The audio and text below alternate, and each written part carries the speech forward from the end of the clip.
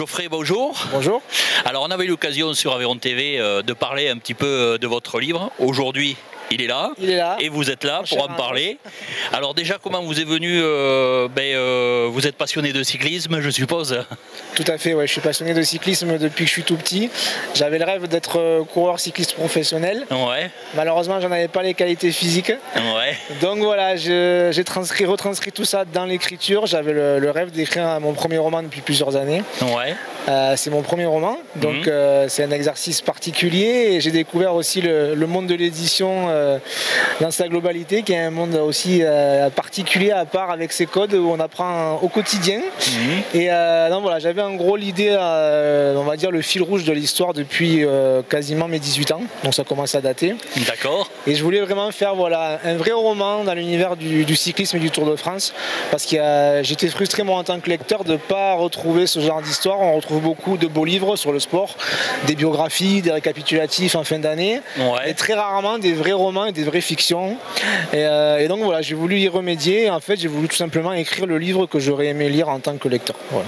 D'accord. Ça nous raconte un petit peu quoi dedans? Vous pouvez nous en dire quelque chose, sans nous dire la sans conclusion. Faire de spoil, mais voilà. Alors là, tous les Aveyronnais y trouveront.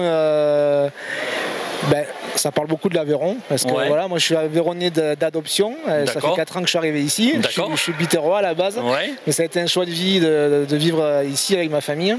Et donc j'ai aussi voulu rendre hommage à ce territoire dans ce livre-là. Dans toute la première partie, en fait, voilà, c'est la vie de Lenny Bousquet, donc, qui est un personnage fictif, qui est né à Villefranche-de-Rouergue, et dont le rêve et le fil rouge d'une vie est de devenir coureur cycliste professionnel. D'accord. Voilà. Et avec un point d'orgue, forcément, tout coureur cycliste rêve de participer au Tour de France. Donc voilà, toute la première partie du livre, c'est son enfance et son adolescence à Villefranche dans l'Aveyron. Donc on fait un peu aussi le tour de l'Aveyron. Il y a aussi toute une partie promotion du territoire avec tout ce qui fait les charmes et les caractéristiques de notre territoire.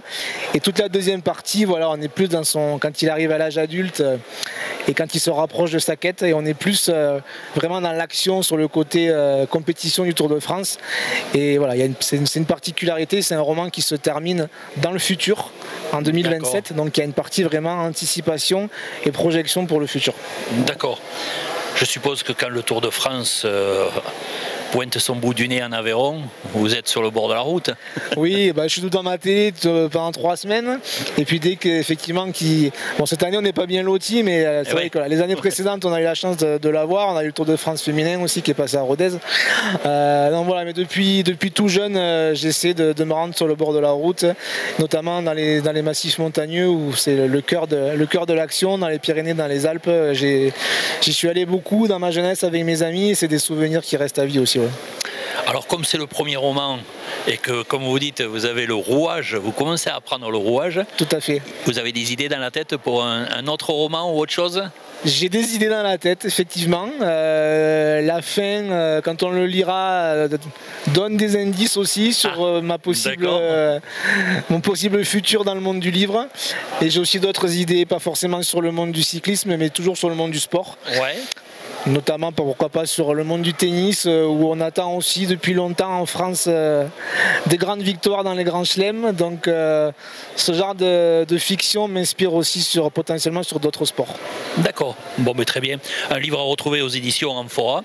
On mettra toutes les coordonnées pour pouvoir se le procurer. Exactement. Et si des gens veulent avoir plus de renseignements ou quoi, Amphora, donc, qui est la maison numéro 1 d'édition sur le sport en France, voilà, qui m'a fait confiance. Je voulais quand même le souligner, parce que je suis primo-romancier, c'est mon premier roman et c'est pas évident de trouver un éditeur national à compte éditeur qu'on appelle. Donc voilà, ils m'ont fait confiance. D'habitude, ils ont plus l'habitude de faire des beaux livres sur le sport ou des livres pédagogiques pour apprendre un sport. C'est la première fois qu'ils font un roman. D'accord, et vous êtes... Voilà. Et je suis leur premier romancier. Leur premier romancier. Voilà, je voulais aussi quand même leur rendre hommage et les remercier. Bon, mais c'est fait. Eh bien, écoutez, il ne nous restera plus qu'à le lire et le découvrir en attendant les suites dans le sport au niveau roman. C'est ça, merci beaucoup. Merci beaucoup, Geoffrey. Merci. Bon après-midi. Merci.